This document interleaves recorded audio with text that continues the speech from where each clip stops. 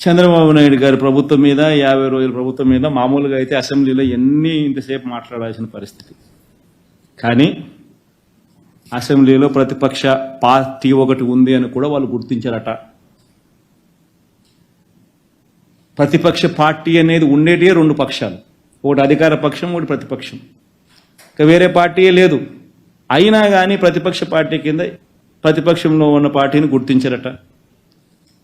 మరి ప్రతిపక్ష పార్టీని ఆటోమేటిక్లీ ప్రతిపక్షంగా గుర్తించినప్పుడు ఆ ప్రతిపక్షానికి ఒక నాయకుడు అనేవాడు ఉంటాడు కదా, ఆయన ప్రతిపక్ష నాయకుడిగా గుర్తించాలి కదా. మరి అది గుర్తించారట. ఎందుకు గుర్తిస్తే మైక్ అసెంబ్లీలో ఒక హక్కుగా ఇవ్వాలి. లీడర్ ఆఫ్ ది హౌస్ మాట్లాడిన తర్వాత అంతే సమయం ప్రతిపక్ష నాయకుడికి కూడా ఖచ్చితంగా ఇవ్వాల్సిన అవసరం ఉంటుంది, ఉండాలి, హక్కు అది. ప్రతిపక్ష నాయకుడు చేయెత్తితే ఖచ్చితంగా మైక్ ఇవ్వాలి. ప్రతిపక్ష నాయకుడికి అంతే టైం కేటాయించాలి.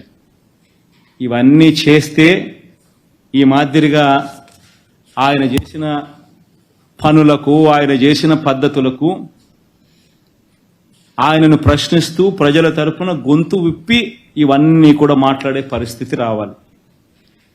ఇవన్నీ ఎవరు మాట్లాడకూడదు, ఇవన్నీ ఎవరు అడగకూడదు, ఎవరు రోడ్డు మీదకి రాకూడదు, ఎవరు అసెంబ్లీలో క్వశ్చన్ చేయకూడదు, మేము ఏం చేసినా కానీ ఎవరు మాట్లాడకూడదు అని దుర్మార్గమైన ఆలోచనతో చంద్రబాబు నాయుడు ఇవన్నీ చేస్తూ ఉన్నాడు. కాబట్టి ఇక అసెంబ్లీలో గొంతు విప్పలేకపోయినా అసెంబ్లీలో జరిగేటప్పుడు మాత్రం ఇదే మాదిరిగా ప్రజల తరపున మీడియాను ఉపయోగించుకుంటూ, మీడియాలో కూడా బహుశా ఈనాడు, ఆంధ్రజ్యోతి, TV5 లాంటి దుర్మార్గులు, చంద్రబాబు నాయుడు లాంటి కొవ్వొట్సు, చంద్రబాబు నాయుడు గారిని మోసే వ్యక్తులు అనుకూలంగా ఎలాగూ రాయరు, ఉండరు. కాబట్టి న్యూట్రల్గా ఉండే మిగతా పత్రికా యాజమాన్యాలు, మిగతా పత్రికలు, నిజాన్ని నిజంగా చెప్పగలిగిన పత్రికా యాజమాన్యాలను,